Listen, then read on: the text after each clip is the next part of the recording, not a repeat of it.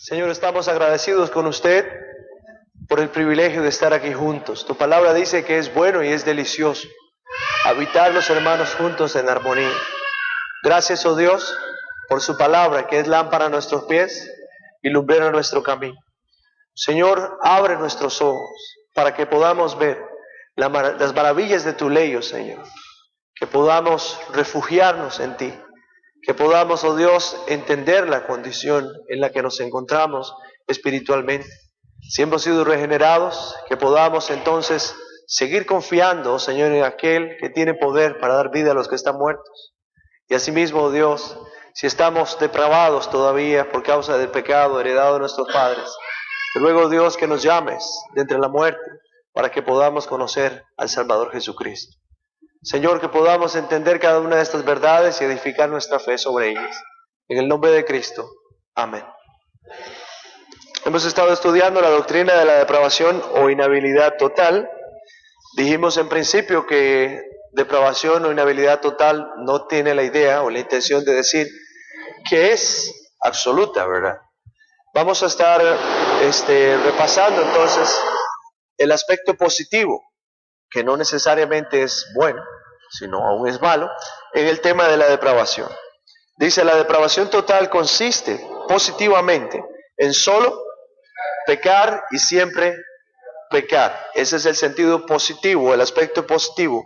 Pecar y siempre pecar. El hombre depravado no puede hacer el bien, él solamente puede pecar y siempre pecar. El punto A. El hombre depravado no puede hacer ningún bien que sea fundamentalmente agradable a Dios. Ciertamente este hombre, hemos estudiado, por gracia común, es capacitado para realizar un bien relativo. Pero ese bien relativo no es suficiente para agradar a Dios. El profeta Isaías dice que nuestras mejores obras a los ojos de Dios son como trapos de inmundicia. El punto B.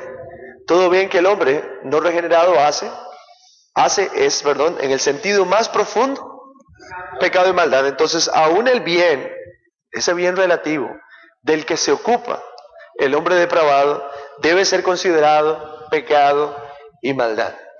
¿Por qué? Porque no cumple el propósito de agradar a Dios.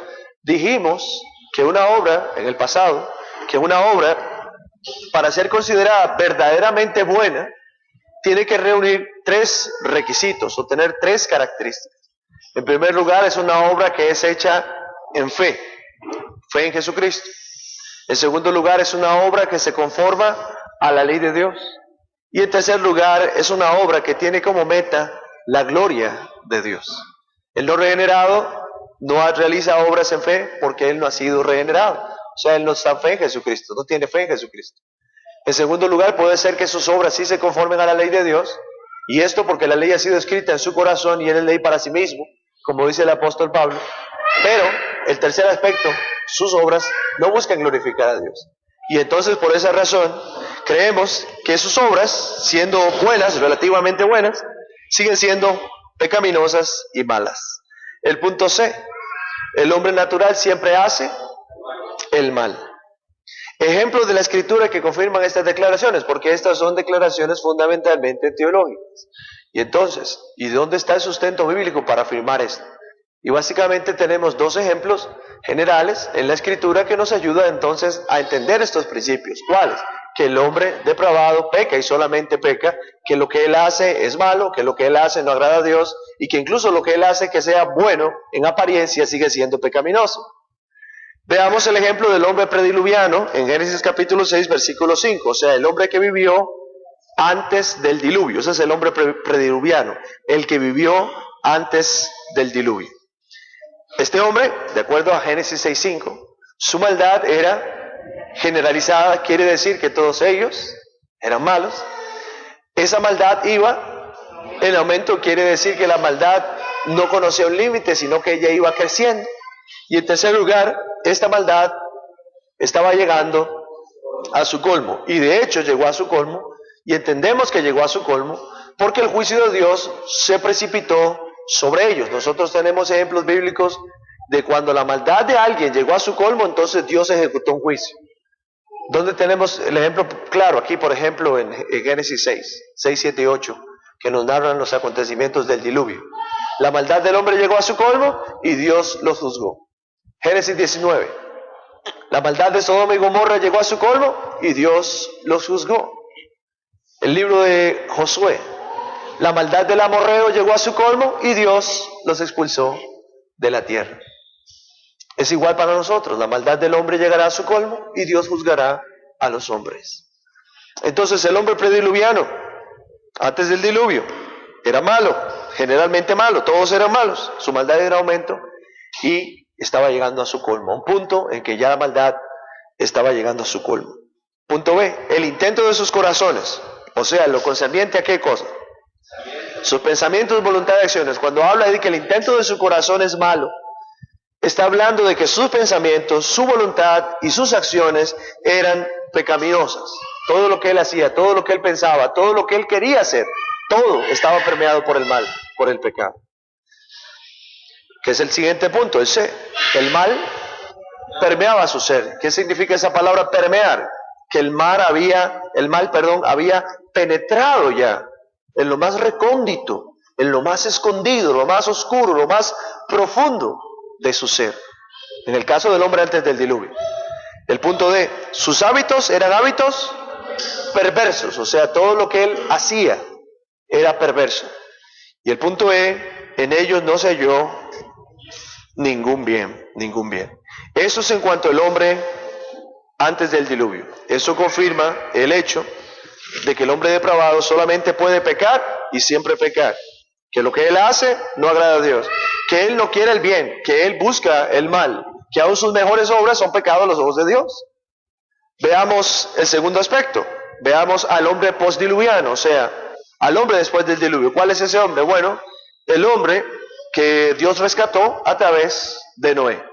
Estamos hablando de Noé, estamos hablando de sus hijos y estamos hablando de los descendientes de ellos. Incluso nosotros estamos incluidos ahí porque somos el hombre postdiluviano, después del diluvio. Este hombre, punto A, seguía inclinado al mal, de acuerdo a Génesis 8:21. Su corazón era corrupto y sus obras eran pecaminosas. Un hombre que continuaba inclinado al mal. Este hombre fue rescatado por gracia de Dios, porque dice la palabra del Señor en Génesis 6:5 me parece, que Noé halló gracia a los ojos de Dios. La razón por la cual Dios salvó a Noé fue porque él halló gracia delante de sus ojos. Había algo especial en Noé. Bueno, Noé es descrito como varón justo en medio de aquella generación, pero no fue por la justicia de Noé que Dios lo salvó. Si Noé era un hombre justo, fue porque Dios lo justificó. Lo mismo que Abraham, Isaac y todos los que vienen después que fueron justificados por la fe. Lo mismo que Abel, por ejemplo. El punto es entonces que este hombre continuaba inclinado al mal. Este hombre era un hombre corrupto. Todo lo que él hacía seguía siendo pecaminoso. Esta generación, lo mismo que la anterior, era una generación depravada. O sea, no había diferencia, gran diferencia entre la generación anterior y esta otra generación. Ambas eran generaciones depravadas. Aún sus miembros más jóvenes estaban infestados por el pecado. Dice, el intento del corazón del hombre, dijo el Señor ahí en Génesis 8:21, es malo desde su juventud, o es malo desde su niñez. Incluso los miembros más jóvenes de la raza estaban infestados. Tenemos testimonio de eso en Can, el hijo de Noé, que viendo a su padre borracho y desnudo en medio de su tienda, se fue y se burló de él y llamó a sus hermanos para que vinieran a burlarse también. Algunos comentaristas van más allá y dicen que incluso lo sodomizó a su propio padre estando borracho. No podemos tener certeza de eso, pero algunos leen ahí que eso sucedió. Otros simplemente ven que él se burló y menospreció a su padre en su corazón y se fue para buscar a sus hermanos que hicieran lo mismo, quebrantando así la ley de Dios, que aunque todavía no había sido dada, la ley de Dios como Él permanece, ella también, la cual nos enseña que debemos honrar a nuestros padres. Él deshonró a su propio padre. Y eso hablaba de que desde muy temprano en su corazón había maldad. Él no era un hombre muy viejo, tampoco era un niño, pero era un hombre joven, era uno de los vástagos más nuevos de aquella generación, del cual saldrían muchos más para poblar toda la tierra. Y encontramos que este hombre era un hombre malo. Noé mismo era imperfecto, ¿cierto? a pesar de su justicia, a pesar de la justificación. Él estaba ebrio en medio de su tienda. Y si nosotros consideramos lo que la revelación dice, la revelación de Dios, el Señor está en contra de precisamente esa práctica, la práctica de la borrachera, de embriagarse.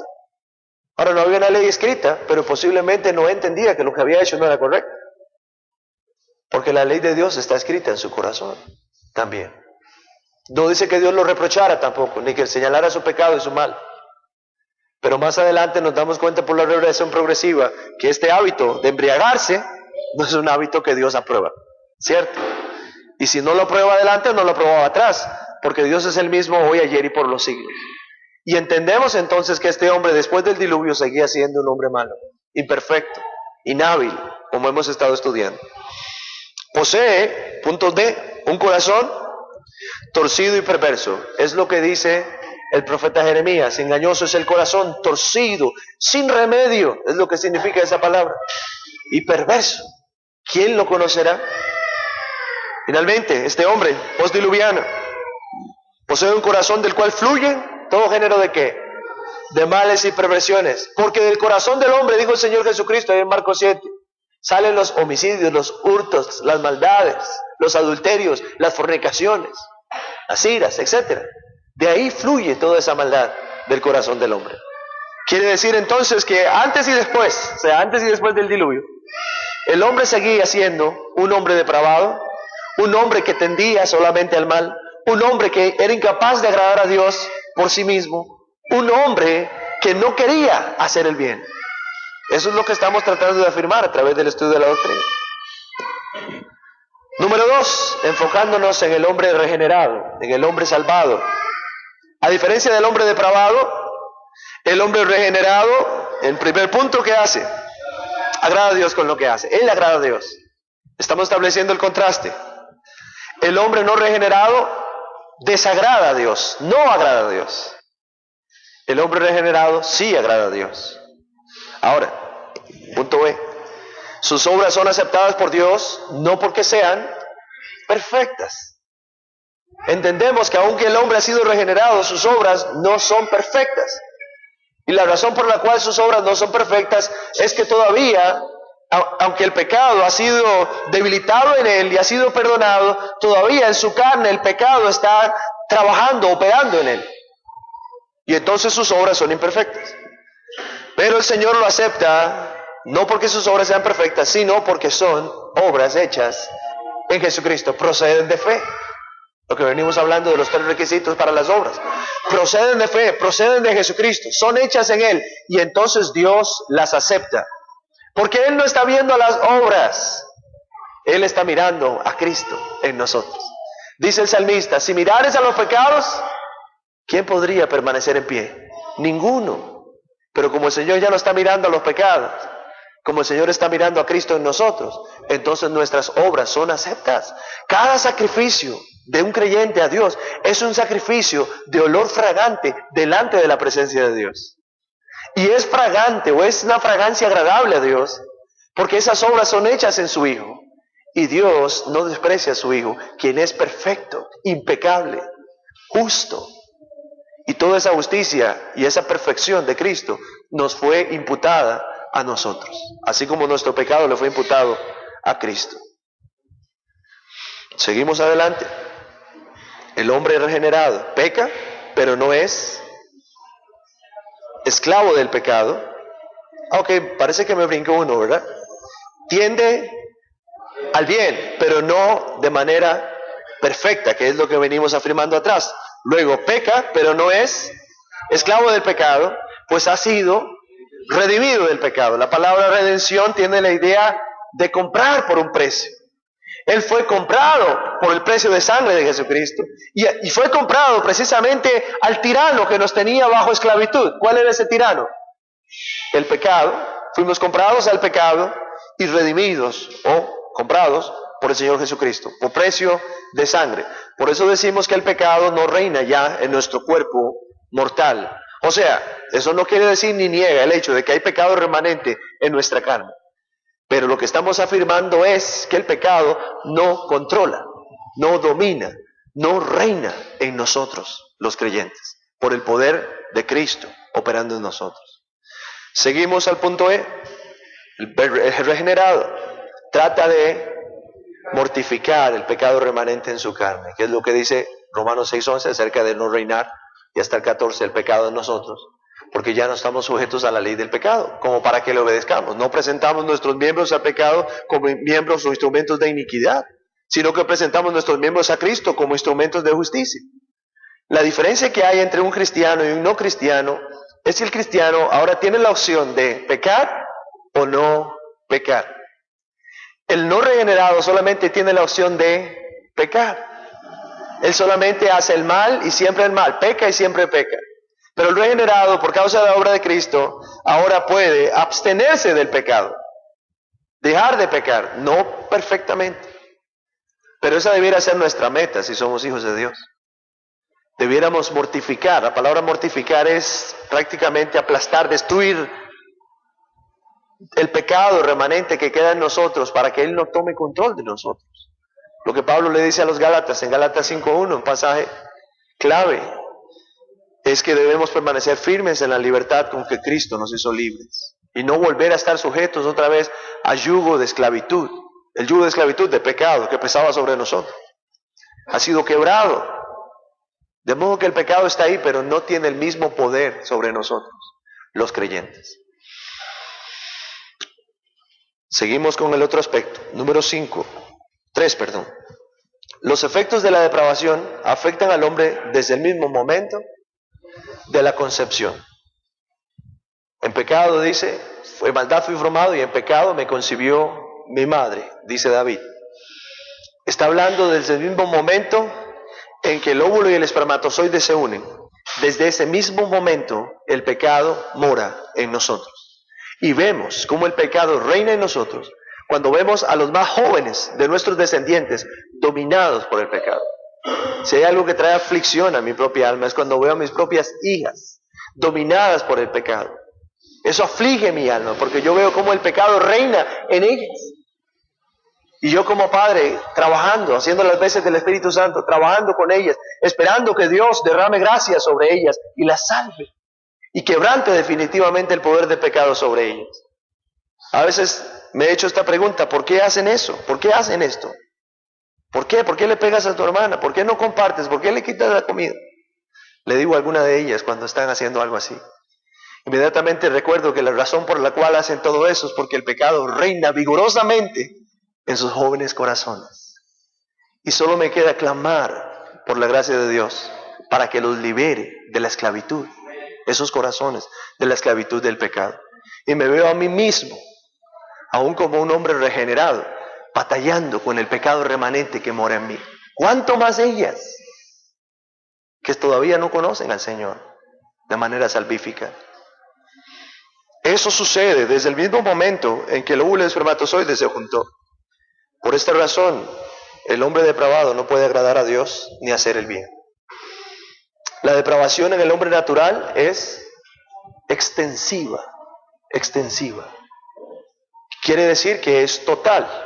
He usado un ejemplo, desde la coronilla hasta la punta de los pies. El pecado contamina todo, pero eso no quiere decir que sea intensiva, o sea, absoluta. Ya hemos hablado de eso, ¿no? La depravación total no es absoluta, sino total. O sea, no es intensiva, sino extensiva. ¿Qué quiere decir eso? Tenemos dos ejemplos para poder explicarlo. En primer lugar, solo puede pecar, pero, y ahí está ese pero importante, no lo hace de todas las maneras posibles, ni en las peores formas posibles. Usamos ejemplos de esto cuando estuvimos hablando del principio de la doctrina, ¿no? Hitler no fue todo lo malo que pudo haber sido, ¿cierto? Dijimos que aún él tuvo compasión de unos pueblos franceses a los cuales perdonó por la insistencia o la petición de un sacerdote. Este hombre que fue malo, y muy malo, mostró bondad en ese caso. No fue tan malo como podría ser. Es más, él no pecó de todas las formas posibles. No lo sabemos. No conozco esa historia bien. No sé si estaba documentado. Pero no sé si él mismo fue un hombre, mientras que hacía, un joven sujeto a sus padres, sumiso, por ejemplo. Obediente, respetuoso. a sus padres? No lo sabemos.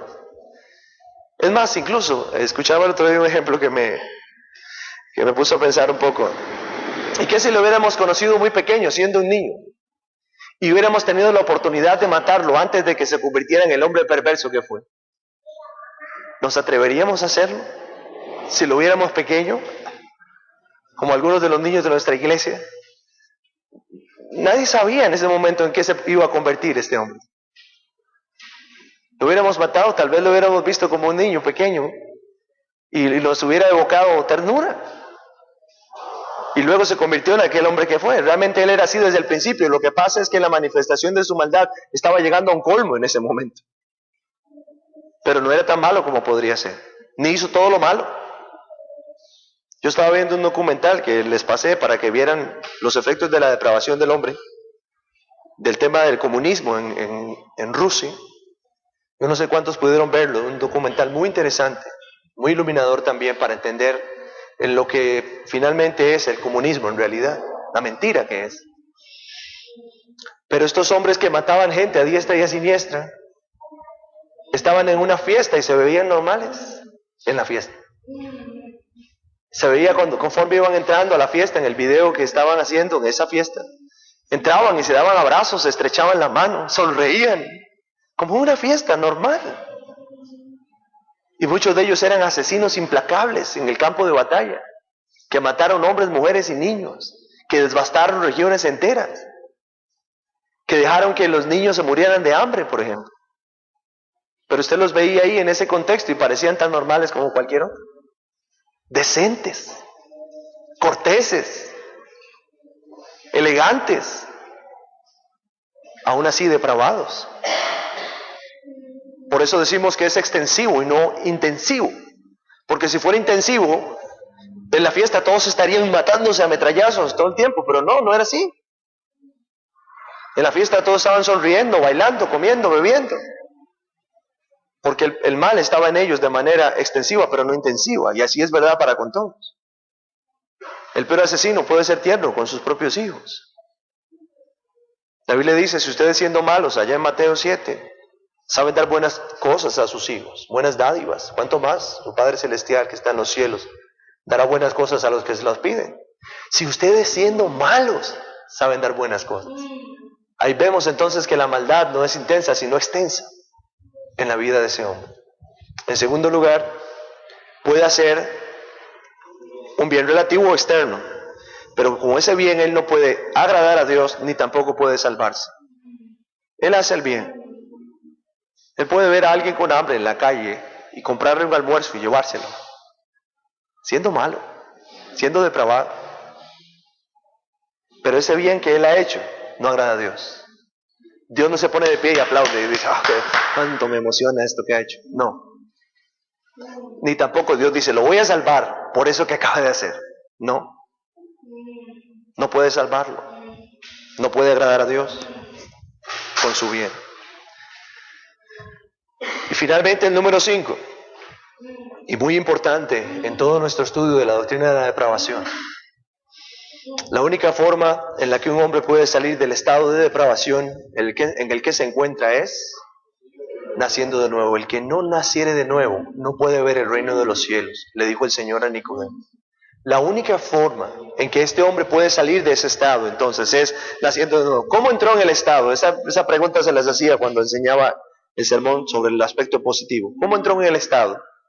Naciendo precisamente, naciendo de la carne. En el mismo nacimiento entró al estado de depravación. ¿Cómo sale del estado de depravación? Naciendo otra vez, pero un nacimiento nuevo, un nacimiento que viene de Dios, que viene de arriba. ¿Se acuerda? En Juan capítulo 1, versículo 13, hablando de los que recibieron a Jesús y creyeron en Él, dice que ellos no fueron engendrados de voluntad de carne, ni voluntad de sangre, ni voluntad de varón, sino de Dios. Ese nuevo nacimiento tiene que ver con una obra soberana de Dios. Yo no lo provoco, y ahorita vamos a hablar un poco más sobre ese aspecto del nacimiento. De ahí que solamente un acto soberano y sobrenatural de Dios puede librarlo de la condición en la que se encuentra. Hermanos, si Dios no interviene, ese hombre va a permanecer muerto en sus delitos y pecados. Y hoy lo vamos a ver nuevamente, hoy lo vamos a confirmar. Yo espero que así como lo estamos viendo, usted vaya afirmándose en la doctrina, que vaya entendiéndola. Mire, yo le voy a decir algo. Todo lo que está ahí, lo que hemos visto, no necesariamente es fácil de creer o aceptar. Pero todo lo que está ahí surge de la Escritura, de la Biblia. Y entonces ahí donde nosotros no entendemos, ahí donde nosotros nos es difícil afirmar, nosotros en obediencia nos debemos someter y creer. Solo porque yo no lo entienda, yo no puedo desacreditarlo. Si está en la Escritura, yo debo abrazarlo, afirmarme en ello, porque Dios lo ha revelado así. Puede ser que en nuestra mente depravada no lo entendamos si tratamos de entrarle, incluso con sabiduría humana, animal, sabiduría animal. Pero recuerde que a Dios le plació que no fuera por humana sabiduría el conocimiento de Él, sino por una sabiduría espiritual que viene de Dios, la revelación del Espíritu de Dios en nosotros.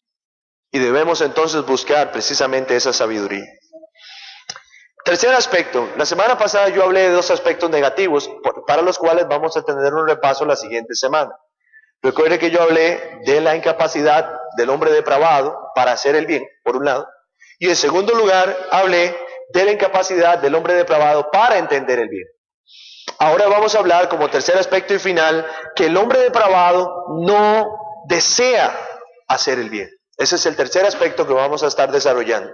El hombre depravado no desea hacer el bien. Cuando nosotros pensamos en un no cristiano, ahora, nadie es cristiano porque dice que es cristiano, para empezar. Porque puede ser que yo diga no cristiano y inmediatamente todos los que están en este auditorio se excluyen a sí mismos de eso. Uno no es cristiano porque dice que es cristiano. Uno es cristiano porque ha nacido de nuevo en el Señor, porque ha sido regenerado. Uno es cristiano por una obra sobrenatural de Dios y soberana también. Tenemos que entender eso. Tenemos que examinar nuestra vida a la luz de esta doctrina para darnos cuenta que Dios nos ilumine y nos muestre en qué condición estamos nosotros. Segunda de Corintios 13:5 dice, examinaos a vosotros mismos, probaos a vosotros mismos. Y eso es lo que tenemos que hacer mientras estamos estudiando esta doctrina. No debemos cansarnos de examinarnos. No debemos cansarnos de probarnos. No debemos ligeramente dar por sentado, soy cristiano. No. Debiera primero examinarme y luego esperar que Dios lo confirme a través de su Espíritu, a través de su palabra. No soy cristiano por venir a la iglesia, no soy cristiano por usar una corbata, no soy cristiano por haberme bautizado. Tenemos que entender todo eso. Volvemos otra vez al aspecto que estaba diciendo. El no cristiano, o sea, el no regenerado, el no salvo, el no hijo de Dios, no solo es incapaz de hacer nada que sea verdaderamente bueno, no solo es incapaz de entender el bien, sino que ni siquiera puede hacer el bien. Ni siquiera puede hacer el bien. Tres cosas, lo repito. No puede hacer el bien, no entiende el bien y finalmente no desea, no quiere hacer el bien. Que ese es el aspecto en el que nos vamos a estar ocupando hoy. Si queremos ser más exactos en esto, entonces tenemos que decir que en un sentido el hombre depravado odia el bien. Porque si él no desea el bien, en contraposición, él aborrece o odia el bien. Ahora, si él odia el bien, nosotros tenemos que llegar a esta conclusión. Si él odia el bien, él odia también la fuente de ese bien. La pregunta es, ¿y cuál, o más bien, quién es la fuente de ese bien? Dios. Santiago dice que toda buena dádiva y todo don perfecto desciende de lo alto, del Padre de las luces, en el cual no hay mudanza ni sombra de variación. Si este hombre no desea el bien, entonces él lo odia. Si él odia el bien, él odia la fuente de ese bien, y la fuente de ese bien es Dios. Entonces este hombre, en resumidas cuentas, odia a Dios. Lo que odia es a Dios, no el bien, sino a Dios, el dador de todo don perfecto, de toda buena dádiva.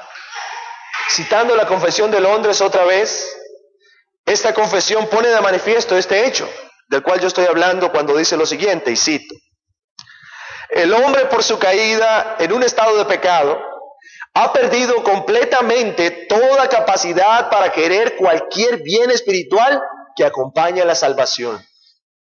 Por consiguiente, como hombre natural que está enteramente opuesto a ese bien y muerto en el pecado, no puede, por sus propias fuerzas, convertirse a sí mismo o prepararse para ello. Llamo su atención, fin de la cita, y llamo su atención a dos aspectos ahí. En primer lugar, que este hombre está incapacitado para querer cualquier bien espiritual que acompañe a la salvación. Y en segundo lugar, que él está enteramente opuesto a ese bien y está muerto al pecado. Podemos revisar algunas citas de la Escritura, por ejemplo, Juan capítulo 8, para ver el estado de ese hombre como tal,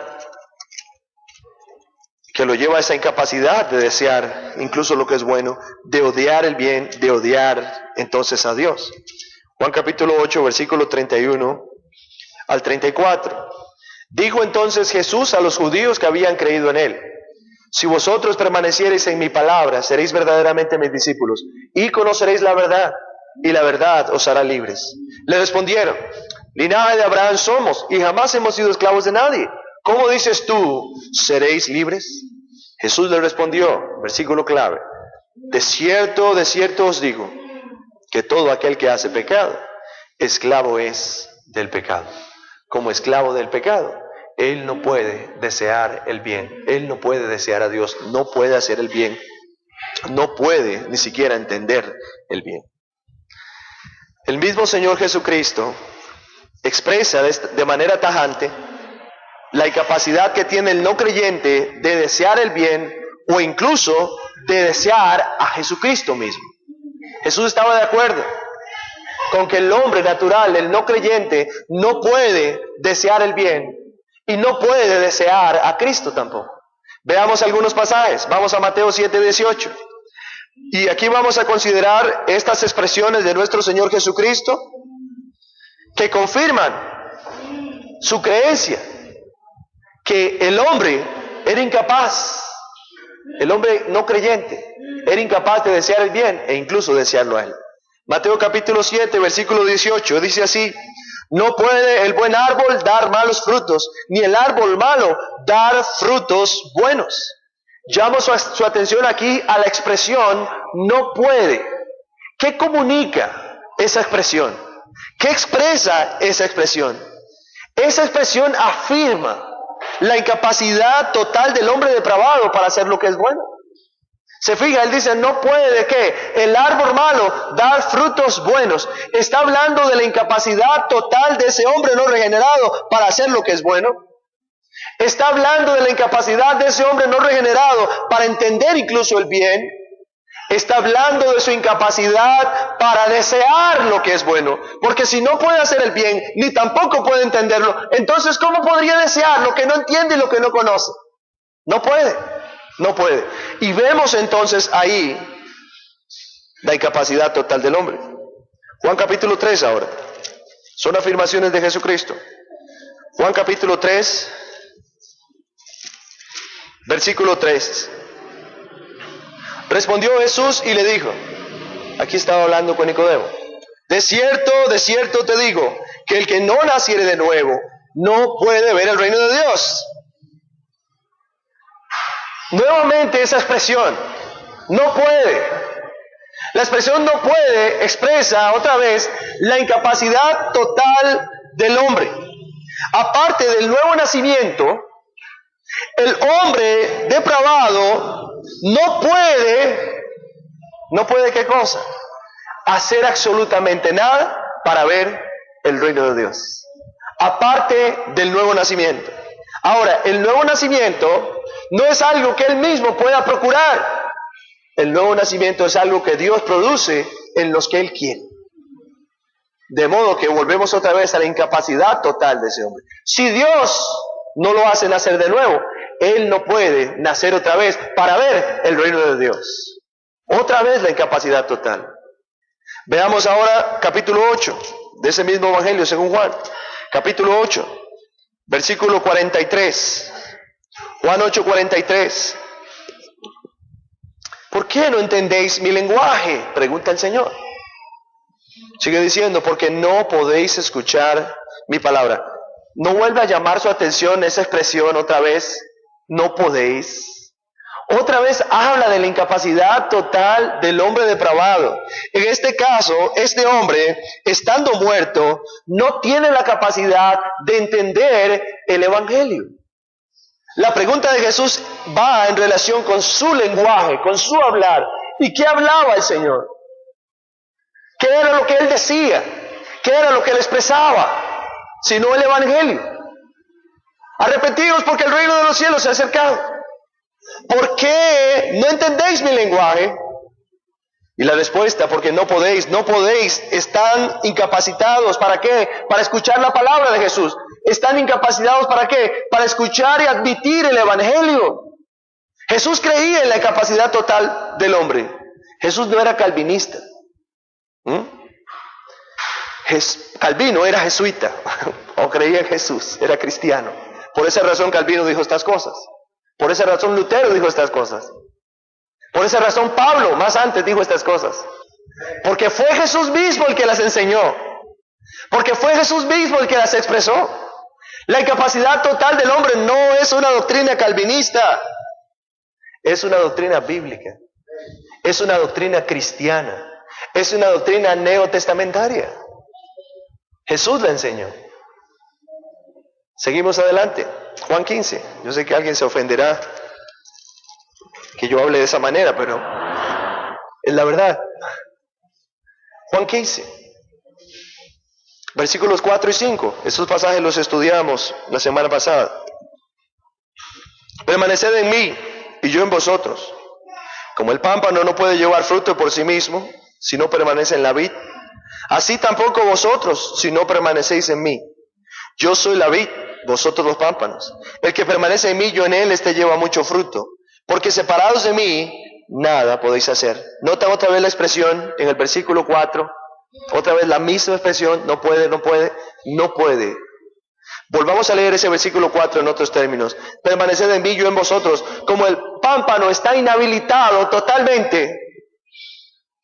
La palabra pámpano es rama. Como la rama está inhabilitada totalmente para llevar fruto por sí misma, si no permanece en la vid, así tampoco vosotros si no permanecéis en mí. Otra vez encontramos a nuestro Señor afirmando la incapacidad total del hombre depravado. ¿Qué es lo que está diciendo aquí en este caso? Como el hombre depravado, como lo estudiamos la semana pasada, está inhabilitado, o está, más bien podemos usar este término, privado de la influencia vital de Cristo en él. Porque la vida de Cristo no fluye a él. Y la razón por la cual no fluye es porque no está en Cristo.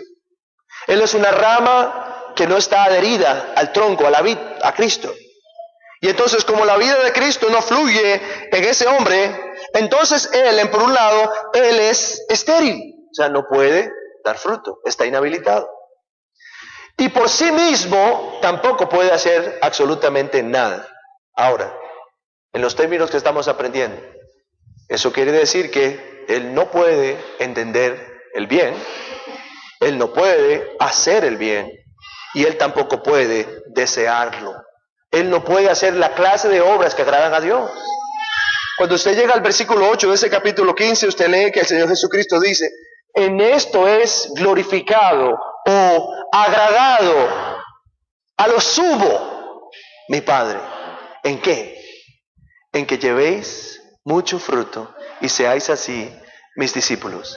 Pero cuando vamos al contexto y le preguntamos al texto, ¿quién es el que puede llevar mucho fruto? La respuesta del texto es esta: aquel que está adherido vitalmente a Cristo como tronco principal, a Cristo como la vid. Si él no está adherido, no puede llevar fruto. Y si él no lleva fruto, no puede agradar a Dios.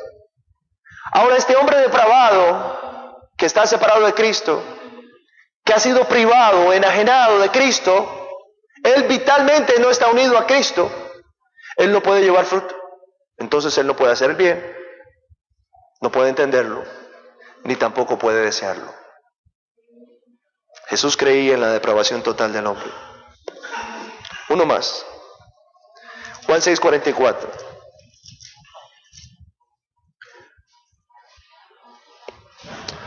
Otra vez la palabra clave. Ninguno puede venir a mí si el Padre que me envió no le trajere, y yo le resucitaré en el día postrero. Ahora lo pone en estos términos, ninguno puede. Ahora no dice no puede, ahora dice ninguno. Hablando de personas, ninguno puede venir. ¿A quién? A Cristo. Si el Padre que lo envió no le fuere dado más bien, o no lo trajere, perdón, el Padre. En ese mismo tono, el versículo 65. Y dijo, por eso os he dicho, y está enfatizando la enseñanza que venía hablando atrás, versos atrás, que ninguno puede venir a mí, o sea, a Cristo, si no le fuere dado del Padre. ¿Qué es lo que el Señor está diciendo? Lo que Él está diciendo es, en términos sencillos, que el hombre depravado no puede escoger a Cristo. Nosotros cantamos un himno que se llama Prefiero a Cristo. Solo el hombre regenerado puede cantar ese himno con verdadera convicción. El hombre depravado podría cantar y decir, prefiero a Cristo. Prefiero a Cristo más que la miel del panal. Prefiero a Cristo más que el oro mortal. Si al lado de Cristo yo voy a poner los bienes del mundo para escoger. Prefiero a Cristo sin vacilar. Prefiero a Cristo, lo digo sí. Solo el regenerado puede decirlo. Porque el hombre depravado podría cantarlo con nosotros, pero él no entiende lo que está cantando. Él no lo entiende. No lo entiende. Porque él no puede escoger a Jesús. Él ni siquiera puede dar el primer paso para ir a Jesús. Ni siquiera. ¿Qué es lo que Jesús dice? Si el Padre no lo trae, si el Padre no se lo concede, entonces Él no puede. Ahora, si el pecador depravado viene a Dios o viene a Cristo, ¿por qué viene? ¿Por su voluntad? ¿Por su deseo? No, porque ha sido atraído por Dios. Porque Dios se lo ha concedido. Y si Dios no se lo concede, y si Dios no lo atrae, Él nunca vendría por su propia voluntad. Nunca vendría. Porque Él está completamente inhabilitado. R.C. Sproul dice lo siguiente en relación con esta verdad, y cito: los seres humanos tenemos una voluntad y tenemos la capacidad de elegir lo que deseamos. Creo que Jesús quiso decir que, librados a su voluntad, o sea, la voluntad misma del ser humano, las personas no tienen el deseo de arrepentirse y no tienen el deseo de abrazar las cosas de Dios. Eso es lo que la Biblia quiere decir cuando señala que estamos esclavizados a nuestro propio pecado y que por naturaleza estamos muertos en delitos y pecados. A menos que Dios nos haga vivir para sí, nunca tendremos un deseo por Cristo. Fin de la cita. ¿Se fija? El punto aquí es que el hombre es libre, pero no en sentido absoluto. Por eso no afirmamos la doctrina del libre albedrío, que es arminiana. Porque creemos que la voluntad del hombre está esclavizada al pecado. O sea, lo que el hombre hace, él piensa que es de su voluntad, pero realmente es de su voluntad que ha sido vendida al pecado. O sea, lo que él hace, lo hace en obediencia al pecado que mora en él. Él realmente no es un hombre libre. Eso es lo que Martín Lutero llamó la esclavitud de la voluntad. Este hombre tiene una voluntad, pero su voluntad está esclavizada al pecado. Todo lo que él hace responde al pecado. Así estábamos nosotros antes de que Cristo nos regenerara. Nuestra voluntad estaba esclavizada al pecado. Hoy no. Hoy nuestra voluntad está esclavizada a Cristo. Y aunque el pecado trata de reinar, no lo consigue. Porque nuestra voluntad ya no es nuestra, le pertenece a Cristo. Lo que ahora vivo yo, dice el apóstol Pablo, lo vivo en la fe del Hijo de Dios, el cual me amó y se entregó a sí mismo por mí. O sea, ya no vivo yo, dice Pablo, ahora vive Cristo en mí. Pero el hombre depravado está esclavo de la voluntad del pecado. Por eso, él no puede ir a Cristo. Por eso él no puede acercarse a Cristo. Por eso él no lo busca. Porque el pecado no busca a Cristo. El pecado se esconde o trata de esconderse de la presencia de Dios. ¿Se acuerdan el día que Adán y Eva pecaron? En Génesis capítulo 3. El relato bíblico dice que cuando escucharon la voz de Dios que se paseaba al aire del día por el huerto, salieron a su encuentro. Eso dice. No, que cuando escucharon la voz de Dios que se paseaba, se escondieron.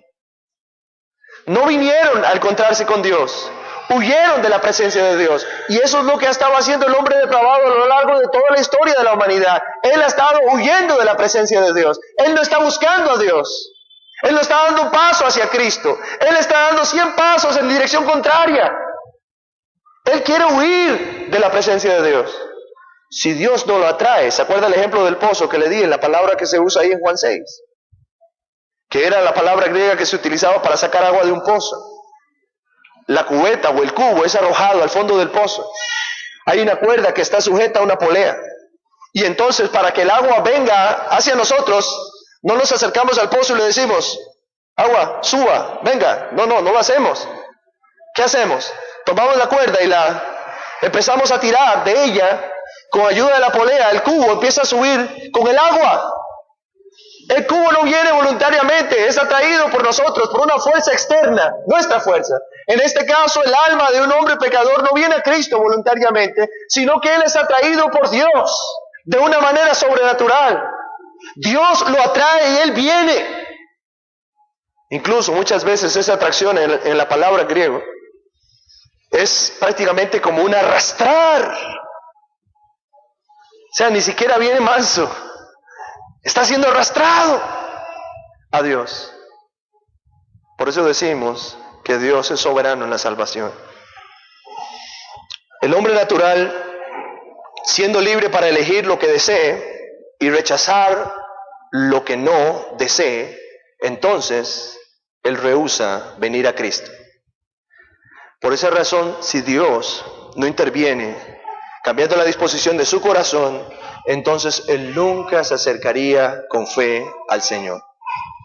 Esta es la condición, tenemos que entender que esta es la condición en la que se encuentran todos los no creyentes.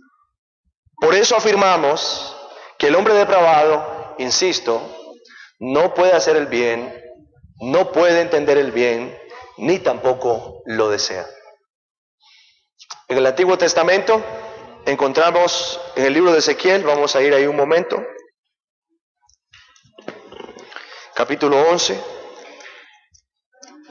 verso 19. En este versículo de Ezequiel 11, 19, encontramos una descripción del hombre depravado, del no creyente. Básicamente, Ezequiel dice que este hombre tiene un corazón de piedra. Vamos a leer 11, 19 de Ezequiel. Y les daré un corazón y un espíritu nuevo. Pondré dentro de ellos, un espíritu nuevo pondré dentro de ellos. Y quitaré el corazón de piedra de medio de su carne. Y les daré un corazón de carne. Si Dios va a quitar de en medio de ellos, está hablando de la obra de Dios en la regeneración. Si Dios va a quitar de en medio de ellos el corazón de piedra y va a trasplantar un corazón de carne, es porque la condición de su corazón desde el principio era un corazón endurecido de piedra. Está haciendo una descripción del no creyente. ¿Qué podemos decir? Que el no creyente está gobernado por un corazón de piedra. Y si su corazón es de piedra, la única conclusión a la que podemos llegar es que él no quiere entonces someterse a Dios. Ve lo que dice el versículo 20.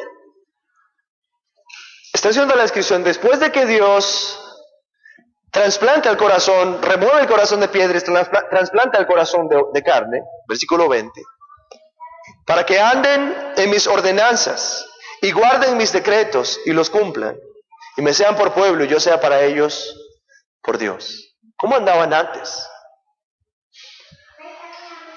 ¿Cómo caminaban ellos antes de esa transacción, antes de esa operación llevada a cabo por Dios? En desobediencia, Ellos no se sometían a la ley de Dios, ellos no guardaban o andaban en sus ordenanzas, no guardaban sus decretos y no los cumplían. El no creyente está gobernado por un corazón de piedra que no puede entonces ni quiere tampoco someterse a Dios y a su ley.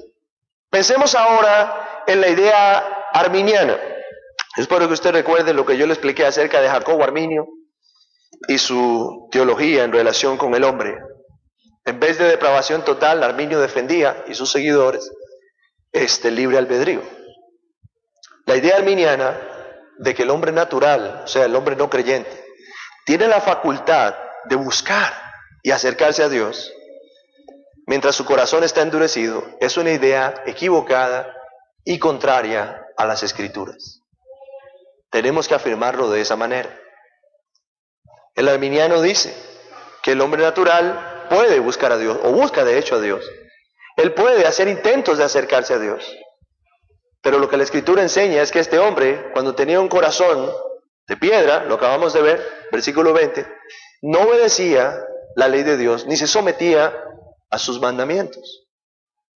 De modo que tampoco buscaba a Dios. Hágase esta pregunta. ¿Cómo puede un hombre cuyo corazón es de piedra acercarse voluntariamente a Dios? ¿Cómo? Obviamente un corazón de piedra literalmente no está hablando, ¿verdad? Sino simbólicamente. ¿Qué expresa un corazón de piedra? Cuando nosotros leemos eso, ¿qué expresa un corazón de piedra? Cuando piensa en un corazón de piedra, ¿en qué piensa? Yo he escuchado a gente decir a otros, usted tiene un corazón de piedra. ¿Qué es lo que queremos decir? Un corazón que no se duele, un corazón malo, un corazón perverso, un corazón que no siente. Y entonces volvemos a la pregunta, ¿cómo puede un hombre que tiene un corazón de piedra acercarse voluntariamente a Dios? Porque ese corazón de piedra necesariamente está muerto, no siente. Ese corazón de piedra no puede hacer nada por sí mismo. Ese corazón de piedra está totalmente incapacitado. Si Dios no remueve primero el corazón de piedra y en su lugar trasplanta un corazón de carne, entonces este hombre nunca se acercaría a Él. Un corazón de carne está vivo. Un corazón de carne siente. Un corazón de carne palpita. Cuando Dios hace ese cambio, esa transformación, esa operación, cuando Él remueve el corazón de piedra e instala el corazón de carne, entonces ese hombre ha sido capacitado para responder a Él. Hasta ese momento. Hasta que su corazón ha sido transformado. Entonces tenemos que decir que en eso precisamente consiste la obra de la regeneración. ¿En qué? En que Dios sustituye el corazón petrificado y en su lugar instala o pone un corazón de carne que anhela ahora sí seguir a Dios. Dios produce en ese corazón nuevo, en ese corazón de carne, el querer y el hacer por su buena voluntad. Entonces ese corazón de carne quiere a Dios, busca a Dios, anhela a Dios. Pero si aquí tenemos un hombre depravado que lo que tiene es un corazón de piedra, no podemos esperar que él desee a Dios o anhele estar en su presencia o vaya en pos de Él, porque su corazón se lo impide. Su corazón no palpita, su corazón no siente, su corazón está inhabilitado. En Juan capítulo 3, versículo 3, encontramos esta declaración nuevamente. De cierto te digo, que el que no naciere de nuevo no puede ver el reino de Dios. Y eso suscita otras preguntas que debemos hacernos. Vea la expresión. El que no naciere de nuevo no puede ver el reino de Dios. Entonces, vamos a las preguntas. ¿Quién entre nosotros alguna vez deseó nacer? ¿Cuántos de los que están aquí hoy sentados escuchando este sermón pueden decir que desearon nacer? No de manera abstracta, que podríamos decir abstractamente el niño en el vientre desea nacer, pero no, de manera absoluta, concreta. ¿Quién entre nosotros deseó nacer? ¿Quién entre nosotros nació por su propia voluntad? ¿O quién contribuyó deliberadamente en su propio nacimiento? ¿Quién?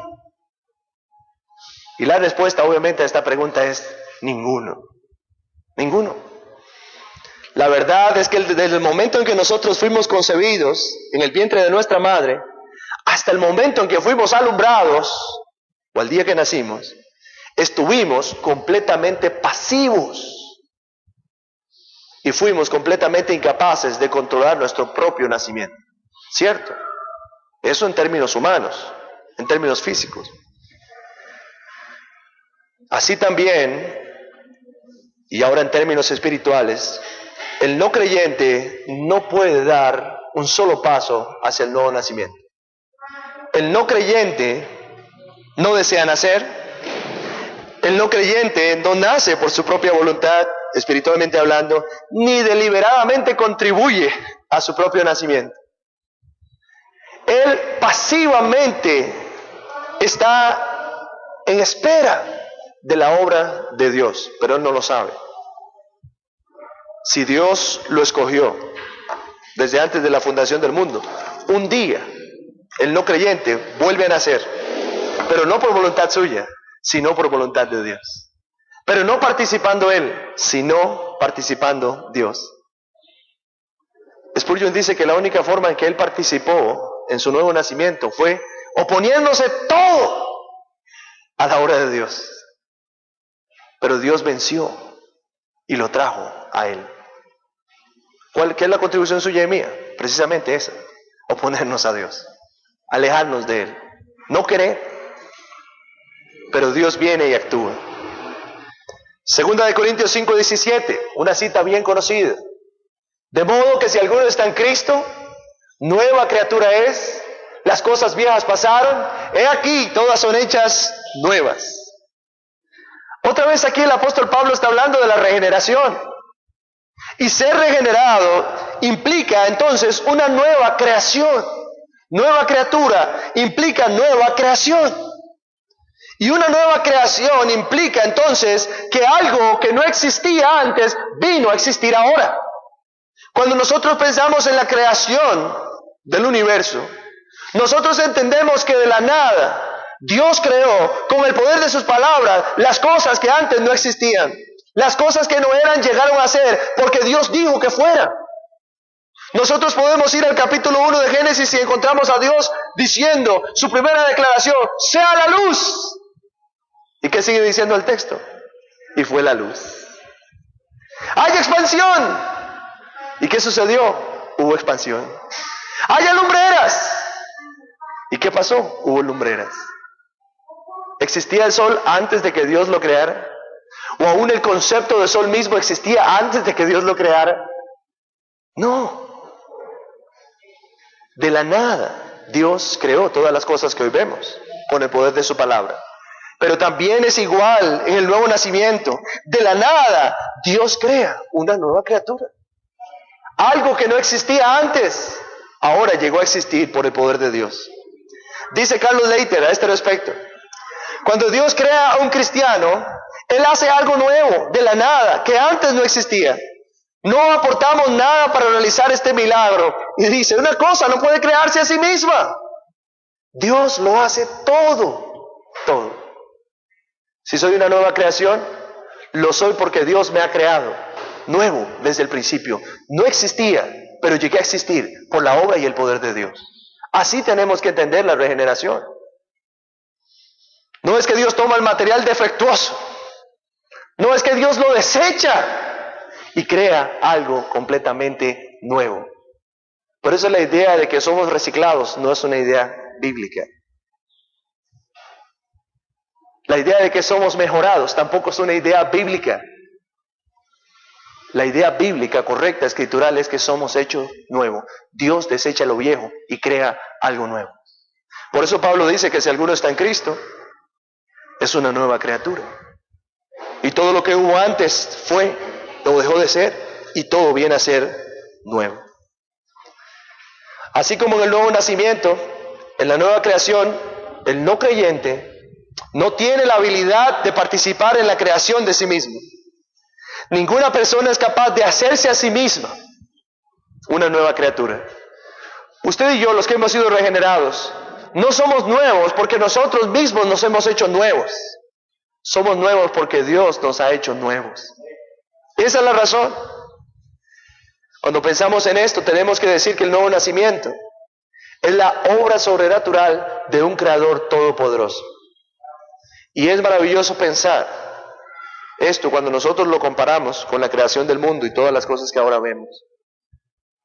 Esa obra sobrenatural de la forma en que Dios creó al mundo y todas las cosas que hoy vemos, Él crea a una nueva persona en Cristo, de la misma manera, por el poder de su palabra. Desecha lo viejo, crea lo nuevo. Ya no importa lo que está atrás, porque ya eso no existe, eso ya fue. Efesios 2:1. Otra vez Pablo nos dice aquí, hablando de la obra de Dios en la regeneración, Él os dio vida a vosotros. ¿Cuándo? Y sigue diciendo, cuando estabais muertos en vuestros delitos y pecados. Luego el versículo 5 dice, aún estando nosotros muertos en pecado, por segunda vez en el mismo contexto, nos dio vida juntamente con Cristo.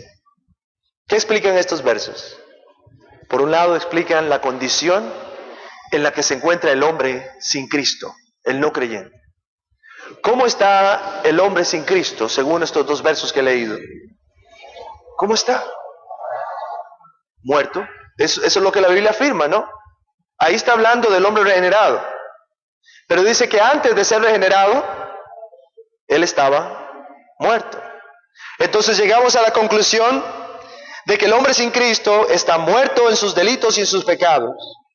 En segundo lugar, vemos aquí el milagro que Dios lleva a cabo por medio de su Hijo. ¿Cuál es ese milagro? El apóstol Pablo lo explica en estos términos. Os dio vida cuando estabais muertos. Nos encontramos entonces que todo hombre depravado está muerto y Dios lleva a cabo un milagro dándole vida para traerlo a sí mismo. La regeneración entonces implica ser resucitado por el poder de Dios mientras estamos muertos en nuestros pecados. Volvamos a pensar otra vez en la doctrina arminiana del libre albedrío. Esta doctrina, la doctrina del libre albedrío, en contraste con esta otra doctrina que es calvinista, y yo diría más bien bíblica, de la depravación total, insiste en que después de la caída el hombre no quedó en un estado de impotencia espiritual total. Eso es lo que enseña la doctrina del libre albedrío, doctrina arminiana del libre albedrío. Que el hombre caído no es impotente en un sentido espiritual y absoluto. O sea, un ejemplo que daba Edwin Palmer en el libro Doctrinas Claves, que precisamente es la base para los sermones que estoy enseñando, es que el arminiano ve a este hombre caerse de un segundo piso. Yo usé un ejemplo similar en la montaña, pero él usó este. Cayó del segundo piso, se quebró un par de costillas y una pierna. Aún así está vivo. Del todo impotente no, pero inhabilitado un poco. Este hombre todavía puede pedir ayuda. Este hombre podría arrastrarse hasta un teléfono público y llamar a una ambulancia. Él puede hacer algo todavía por sí mismo. Eso es lo que dice el arminiano. Te caíste del segundo piso, estás quebrado ahí. No estás del todo impotente. Puedes hacer algo todavía. Pero el calvinista dice no. De un 100º piso cayó. Quedó abajo irreconocible. Se estalló por completo. Él no puede hacer nada ya por sí mismo. Está completamente inhabilitado. Esa es la condición en la que se encuentra este hombre. La gloria es de Él.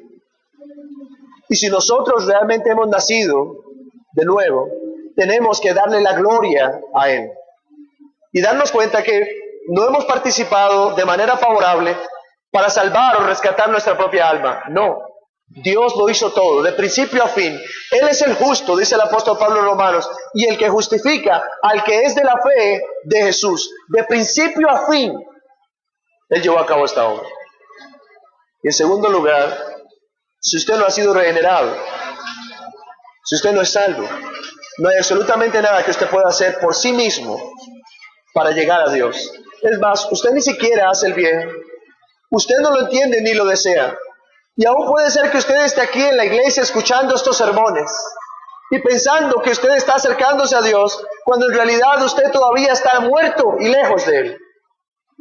Yo solo le digo a Dios que Él tenga misericordia de ustedes y que Él pueda venir y hacer esa obra sobrenatural en ustedes, para que ustedes puedan reconocer a su Salvador en un día como muchos de nosotros lo hemos hecho, por gracia y por misericordia de nuestro Dios.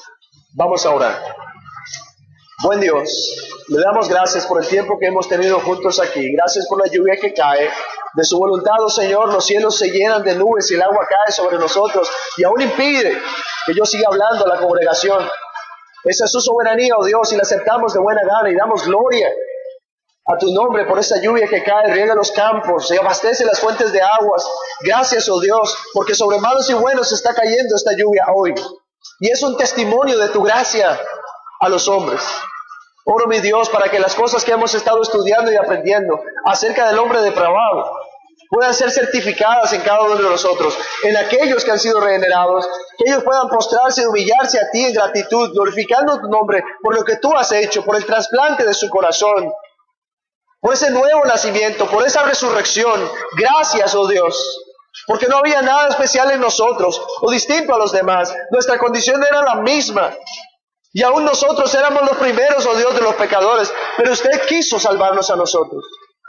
Y oramos, oh Dios, por aquellos que aún estando aquí, permanecen en ese estado de muerte, de ceguera y sordera espiritual, con un corazón de piedra y no un corazón de carne, muertos en sus delitos y pecados, no nacidos todavía, para que tú tengas misericordia, oh Señor, de ellos, y derrames tu gracia especial, oh Señor, y los salves mediante el poder de Cristo, que murió, fue sepultado y resucitó, y se sentó a tu derecha, oh Dios.